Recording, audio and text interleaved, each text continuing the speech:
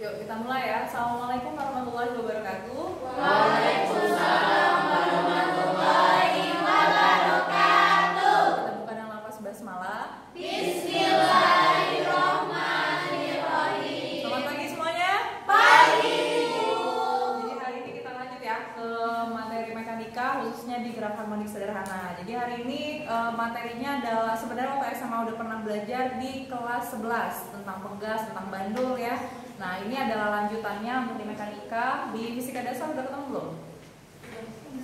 Sudah kayaknya, ada banyak amnesianya kan ya? Nah sudah, jadi hari ini gue ingatkan lagi materi untuk gerak harmonik sederhana. Nanti objeknya itu berupa pegas sama bandul. Nah jadi kita akan menurunkan rumus dengan menggunakan fisika matematika yang kalian punya lah, pernah belajar sebelumnya kan. Nah jadi di sini ada sistem pegas bandul, sistem pegas massa dan bandul sederhana. Ada yang tahu nggak gerak harmonik sederhana itu apa? Geraknya harmonik dan sederhana itu seperti apa? Ciri khasnya aja deh. Ada yang tahu nggak? Geraknya bolak-balik, geraknya secara periodik. Terus apa lagi?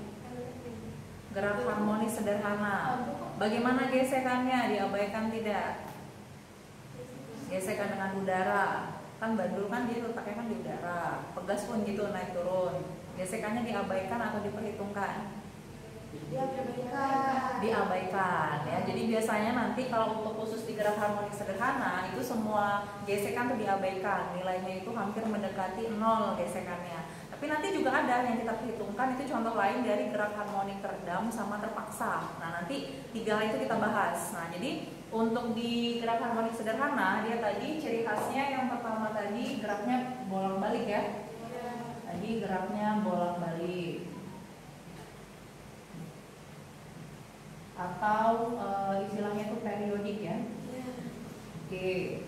Kemudian ciri khasnya dianya tadi gesekannya diabaikan.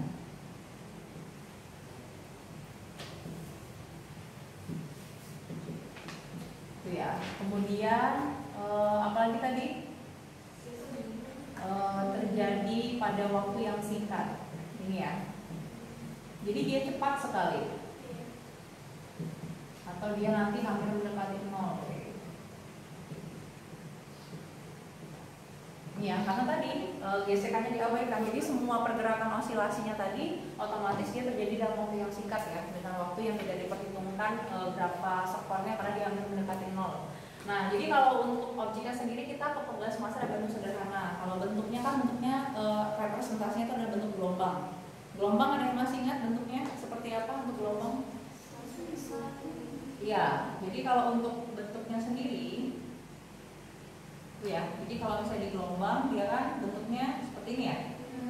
Oke, geraknya sifatnya periodik katanya gitu. Nah, terus di sini ke atas ini ada namanya amplitudo, ke bawah ada amplitudo juga ya. Apa itu amplitudo? Simpangan terjauhnya ya, simpangan terbesarnya gitu. Nah, kemudian ada lagi dia membutuhkan waktu ya.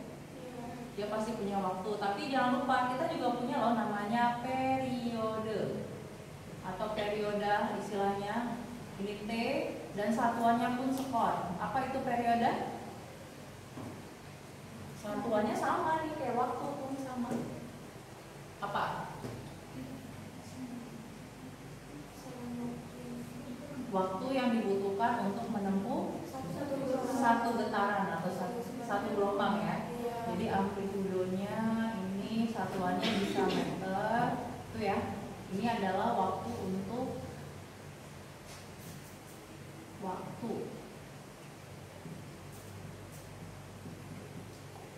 satu getaran bolak-balik ya, atau satu gelombang pun boleh kayak gitu ya. Nah jadi dia ini periode sama amplitudo gitu ya. Terus bentuk persamaan simpangannya gimana? Jadi Y sama dengan apa itu? A gitu ya. Pakai sin omega T. Dengan omega ini itu sama dengan 2pi F gitu ya, atau sama dengan 2pi per T gitu ya. Oke, jadi udah paham ya. Nah, jadi inilah bentuk untuk secara sederhana gerak harmoniknya seperti ini. Oke. Nah, kemudian kalau misalnya nanti dianalogikan juga dengan apa ya, ini kan fungsi sin ya. Kalau fungsi cos tahu ya, dari 1 satu kan ya, dari awal kan nanti bentuk gelombangnya. Adapun nanti dia bisa ditambahkan dengan namanya ini, itu ya, etanol gitu ya. Apa ini? Ini namanya adalah sudut fase istilahnya, sudut fase awal. Jadi dari gambar yang ibu buatkan di sini, ini sudut fasenya berapa awalnya? Awalnya berapa? Dari sini kan? Berarti dari 0. Itu ya. Tapi kalau misalnya udah di tengah-tengah di sini berapa berarti sudut fasenya? Sudut itu kan bentuknya derajat, bisa 45 derajat, bisa 30 gitu kan ya. Kalau dia dari sini misalnya berapa, jadi bisa berarti 90 derajat. Balik lagi di sini berarti bisa lagi 180 derajat atau 0, jadi hitungannya balik lagi. Jadi dia namanya tergantung dengan sudut fase awalnya. Ada bentuk gambarnya pun juga akan berubah. Kalau misalnya ada sudut fase awalnya 90, berarti dia dari atas nanti jatuhnya. Dari sini berangkatnya, dari 90 langsung. Itulah dia jadinya bukan sin lagi, tapi jadinya cos nanti fungsinya. Itu ya, sampai sini bisa dipahami?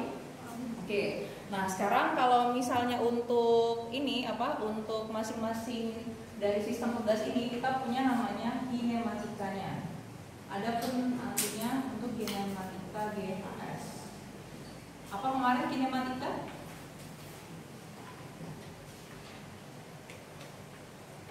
Apa kemarin kalau kinematika? Kinematika itu adalah ilmu mempelajari gerak tanpa memperhitungkan, tanpa mengetahui, ataupun mengabaikan penyebab benda tersebut bergerak. Jadi kalau untuk di kinematikanya sendiri nanti tadi ada X gitu ya, ada posisi, ada kecepatan sama percepatan. Nah sekarang kalau posisi benda, kita ke posisi dulu ya kalau kinematikanya. Jadi kalau untuk posisi benda, ini ya. Misalnya ibu punya X atau Y boleh terserah. Jadi di sini X sama dengan sin omega T plus eta 0 di sini gitu ya. Kemudian kalau misalnya ditanya lajunya bagaimana? Laju benda. Jadinya posisinya diapain? Laju benda berosilasi berarti dia harus diturunkan ya. Berarti kalau misalnya nanti buat mendapatkan VO itu diturunkan terhadap waktu nantinya. X per dt sama dengan D dari A ini sin omega T plus sin 0 ini terhadap waktu. Oke, udah sampai sini berarti diturunkan nih terhadap waktu. Mana yang punya fungsi T? Ini kan ya? Oke, sin diturunkan jadi cos. Oke, berarti ini masuk kas.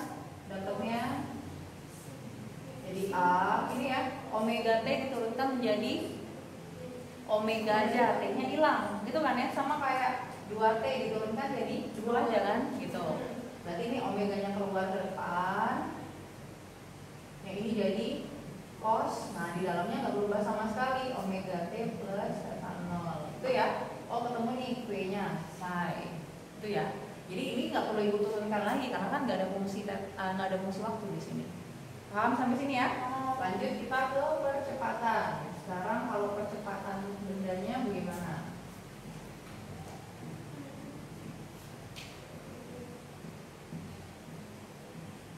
Berarti untuk A-nya berarti dia 2 kali turunannya dari posisi ya, atau 1 kali turunannya dari kecepatan. Itu sama, berarti dV per dt itu sama dengan D dari A omega yang ini cos omega T plus eta 0 dibagi dengan dt. Oke. Apa jadinya ini? Jadi apa? Jadinya A, kemudian oke, good. Terus cos jadi min sin. Ya, ini yang ditaruh di depan, ini jadi sin. Ini jadinya omega T plus sin 0. Kalau dilihat ini persamaannya ada lagi ya. Jadi dia sama dengan kalian lihat ini ada A, kemudian yang ini kan sama dengan si X. Ataupun nanti boleh jadinya itu min X omega kuadrat. Ini setara dengan A-nya sama. Gitu. Udah bisa. Inilah untuk kinematika pada gerak harmonis sederhana yang kalian pelajari waktu SMA. Intinya seperti ini. Sampai sini ada yang ingin tanyakan nggak? Bisa? Bisa ya, udah paham sampai sini ya. Oke, sekarang kalau misalnya kinematikanya udah, sekarang kita ke yang namanya dinamika ya. Berarti balik tadi ya, Ibu singgung bentar bahwa yang namanya percepatan benda dia berarti sebanding dengan negatif dari posisi. Berarti percepatan sebanding dengan negatif posisi. Negatif posisi simpangan istilahnya. Simpangan benda. Kalau dalam kehidupan sehari-hari gimana ya bentuk harmoni sederhana? Contohnya apa? Jamnya, jam dulu itu. Terus apa lagi? Yang paling sering dilihat? Ayunan. Ya, banyak ya sudah ada kehidupan sehari-hari ya. Contoh-contohnya. Ini kita sekarang ke dinamika. Kalau udah ke dinamika berarti nanti koneksinya itu ke hukum Newton. Nah, ke situ nanti. Sekarang kalau dinamika, kalau untuk dinamika ini berarti kan dia untuk dipegas, berarti sebuah benda itu mengalami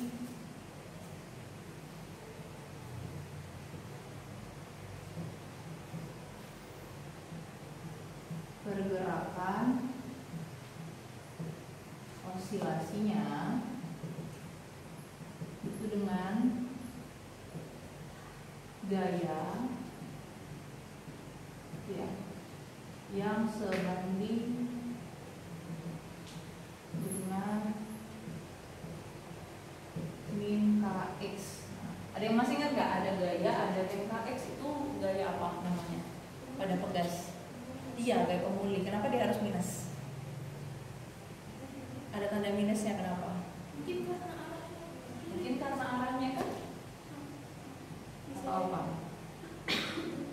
Ini ya, jadi dia sifatnya kalau pada pegas dia ada namanya gaya pemuli istilahnya. Jadi gaya pemuli itu yang membuat dia geraknya itu selalu naik turun naik turun. Ya, jadi kalau misalnya pegasnya mau turun ke bawah, gaya pemulinya ke atas. Ya kan gitu ya. Jadi dia balik lagi ke atas, gaya pemulinya ke bawah, selalu kayak gitu. Makanya geraknya dia selalu periodik. Jadi istilahnya namanya gaya pemuli. Itu ya. Kalian harus tahu loh kenapa dia harus minus kayak gitu kan. Itu ada konsepnya semua. Nanti di SMA pun pasti ada yang nanyain kayak gitu. Ini ya. Jadi kalau misalnya untuk di pegas sendiri istilahnya kalau pada sistemnya Ibu harus ngegambarin dulu nih.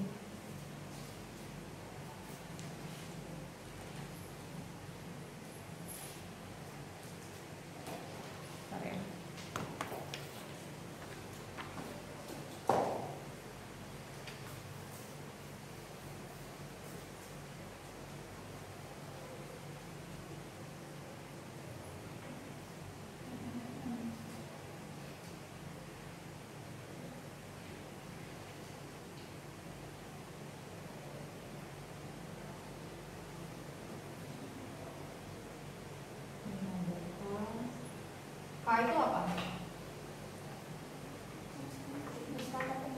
Iya, K itu konstanta pegas. Masing-masing pegas nilai konstantanya sama nggak? Pasti beda dong ya.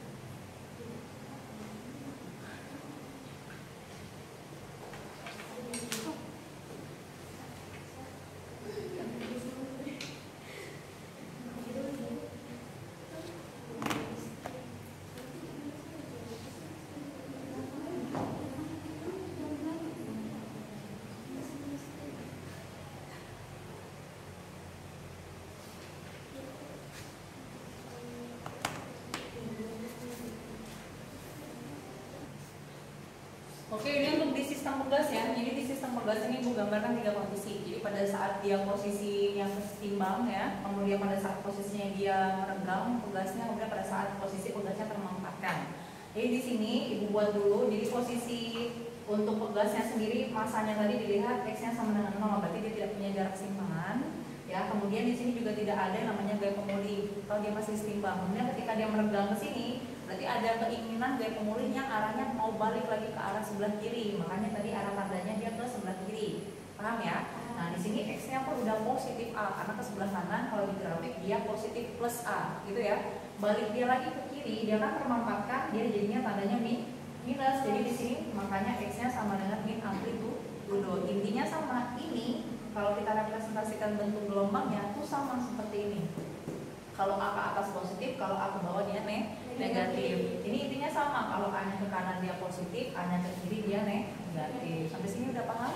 Bisa ya? Ini bentuk-bentuknya seperti ini. Nah, kemudian kita mau cari tahu nih dinamikanya. Nah, nanti bentuknya itu seperti apa? Ini dari posisi X, T itu sama dengan A cos. Kenapa pakai cos? Karena kita bukan dari 0 tapi dari 1. Anggapan kita gitu ya. Pakai cos boleh, di sini omega T. Udah, kita anggap tidak ada yang namanya sudut fase awal. Ibu turunkan, kayak tadi ya, 2 kali turunan berarti ketemu nih, dapatnya min omega kuadrat A cos omega T. Lakukan hal yang sama dengan penurunan ini kalau pengen tahu, cari tahu lengkapnya. Nah, udah sampai sini, yang namanya dinamika GHS kan berarti ke hukum Newton. Pakai hukum 1 atau 2? Kalau dia udah ada percepatan, hukum 2 berarti ya. Berarti kita pakai namanya sigma R gitu ya, sama dengan M dikali dengan A. Kita udah punya percepatan, ini bisa kita masukkan nanti. Nah, di sini F-nya gayanya tadi ada gaya apa? Gaya pemulih. Tinggal masukkan, berarti min Kx ini sama dengan M. K itu setara dengan ini ya. Berarti min di sini omega kuadrat. Sebenarnya AX itu kan tadi setara dengan ini ya. Ya nggak? A itu setara dengan min X dari omega kuadrat. Jadi boleh kali ibu langsung X aja. Boleh? Boleh ya. Ini boleh kali ibu coret ya? Oke, bisa ini minusnya kita coret? Nah, enggak. Terus dapat lagi ketemu rumusnya apa? Berarti K itu sama dengan M kali omega. Kalau ibu harus nyari omega, berarti sama dengan akar gitu ya? Akar K per M. Inilah yang kalian temukan di rumus-rumus di buku fisika. Cara nurunin ceritanya gini dulu. Ya. Sekarang kalau kita masuk ke yang namanya periodenya. Periodenya gimana? Dari omega ini aja langsung. Omega itu sama dengan 2pi per T ya. Oke, good. Berarti ini 2pi per T. Nggak kelihatan guys. 2pi per T ini sama dengan berarti akar ini jadi K per M. Udah sampai sini berarti T-nya sama dengan, ibu mau nyari T berarti sama dengan 2pi-nya pindah ke sini ya. Tinggal dibalik seper 2pi ya. Seper 2pi akar dibalik juga. Yang M-nya di bawah jadi ke atas. Ya kan? Gitu ya. Kemudian kalau nyari frekuensinya tinggal dibalik lagi berarti akar K per M. Udah deh, selesai. Itu ya. Enggak kelihatan ya? Ini bisa ya, jadi ketemu deh T-nya dapat, jadi intinya ketemu T-nya itu sama dengan seper 2pi akar M per K tadi ya, M per K. Kemudian ini dapat nilai frekuensinya sama dengan 2pi akar K per M. Oke. Nah, paham ya penurunan rumusnya gimana? Bisa ya? Oke. Udah sampai sini kita jalan-jalan ke ayunan. Bandul yang dianggap sudut untuk simpangan itu sangat kecil, karena itu kecil ya. Berarti bukan berarti keabaikan, tapi intinya karena dia nanti ada untuk perumusan sudutnya juga pakai sin atau cos. Ini gambarnya udah ibu cantumkan. Intinya bandulnya cuma satu, ini pergerakan dia aja dari ke kanan, kemudian balik ke tengah, balik lagi ke kiri dan seterusnya. Bandulnya bukan 4 ya, tapi dia geraknya bolak-balik lewat keseimbangan. Karena tadi sudah ibu buatkan, di sini ada T ya. Ada gaya apa? Ada gaya tegangan tali, udah biasa. Kemudian juga ada theta di sini. Ini kan kita bentuk ya sudutnya. Jadi ini kan bagian depan, ini yang ini sudutnya depan sini. Ini kan bagian miring, ya. Berarti demi pakai sin. Berarti dia pakai mg sin theta yang dibuat sudutnya itu terhadap w-nya, karena w-nya itu jatuhnya ke bawah, tidak membentuk sudut. Itu ya. Tapi ini karena dia membentuk sudut, makanya dia pakai tanda sin. Ya. Kita balik lagi ke sini, F-nya ya, F-nya sama dengan M kali A. Nah, udah sampai sini, berarti gayanya gaya apa? Yang berlaku ini ya, pas ketika ke bawah dia ada ini dulu kan? Oke, ibu tuliskan di sini ada MG sin theta, kemudian dilawan sama T ya? Oke, kemudian di sini gaya yang berlakunya tadi cuma satu-satunya aja. T-nya bukan kita abaikan ya, tapi MG sin theta kan di sini. T-nya kan nggak sejajar sama MG sin theta. Berarti gaya yang berlaku untuk dibagi hanya MG sin theta aja. Paham? Di sini berarti sama dengan M dikali dengan A. Oke, ada yang bisa kita musnahkan? Coret. Oh, ketemu nih nilai percepatannya sama dengan G sin theta. Oke. Udah sampai ke sini. Karena kita tahu bahwa yang namanya A ini adalah turunan dari posisi yang sebanyak 2 kali lipatnya. Berarti kalau tetanya kita turunkan, A ini sebanding dengan D kuadrat theta per dt kuadrat sama dengan J sin theta. Sampai sini paham nggak? Jadi objeknya adalah theta ini sudutnya. A ini turunan 2 kalinya dari theta ini. Itu ya, sama kalau ibu ganti ini jadi X pun sama, ini berarti D kuadrat X. Sesuaiin aja tinggal, oke? Nah ya. Oke, udah sampai ke sini, berarti yang kita masukkan nanti karena dia ada L ya, panjang kali di sini harusnya ada L-nya di sini. Nanti untuk rumus yang ini tadi ya, ini pun setara dengan D kuadrat theta per dt kuadrat itu sama dengan G per L sin theta. Nah, ini ada tanda minusnya ya, karena dia arahnya tadi loh, arahnya dia ke kiri di sebelah sini, dia atau ke sebelah sini ya, arahnya ke kiri dia jadi tandanya minus. Ini pun harusnya minus semua sih. Tuh, harusnya minus semua. Udah sampai ke sini karena tetanya kecil, otomatis sin tetanya dianggap sama dengan theta aja sama dia. Gak usah dimasukin tetanya berapa, sin 5 derajat misalnya, nggak perlu dimasukin angkanya. Jadi dia dianggap theta saja. Nanti tinggal kita analogikan ke sini ya. Kita jabarkan bentuknya. Untuk yang namanya theta. Kalau tadi kan X ya, jadi tinggal diganti jadi theta aja. A di sini jadinya pakai fungsi cos. Ini omega t plus, nah ini ya, sampai sini paham? Ibu cuma mengganti ini aja posisi tetanya. Kalau tadi kan dari tadi kita pakai X ya, ini jadi gantikan theta objeknya sekarang. Nah udah sampai sini kita ke bentuk ini aja, tinggal diturunkan menjadi A ya. Kalau AT nya berarti dapatnya apa rumusnya? Min A gitu ya, omega cos.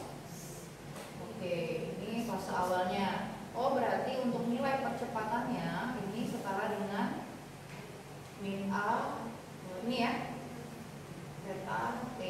Udah. Sama kan ya? Oke. Udah, kemudian kita otak-atik nanti dapatlah nilai omeganya. Dari omeganya itu sama dengan dapatnya apa? Akar G per L. Nanti bisa kalian turunkan lagi menggunakan cara seperti ini. Itu ya. Jadi intinya nanti dapat omeganya itu sama dengan akar G per L. Kemudian kalau udah seperti ini omeganya, karena dia 2VF gitu ya, sama dengan akar G per L, berarti F-nya sama dengan 1/2 pi gitu ya, akar G per L. Gimana? 2PF. Ya kan ya. Terus kalau misalnya ditanyanya periode berarti 2pi per T gitu kan ya. Dengan akar G per L berarti ketemu T-nya itu sama dengan 2pi gitu ya. Akar L per G. Oke. Nah, nanti Ibu kok bisa sih disulap jadi seperti ini? Tinggal kalian coba jabarkan lagi menggunakan rumus ini lagi ya. Ya, pakai sigma F sama dengan M kali A juga sama. Sampai sini ada yang ingin ditanyakan? Paham nggak? Bisa? Bisa ya? Baru dari rumusnya aja nih. Belum ngerjain soal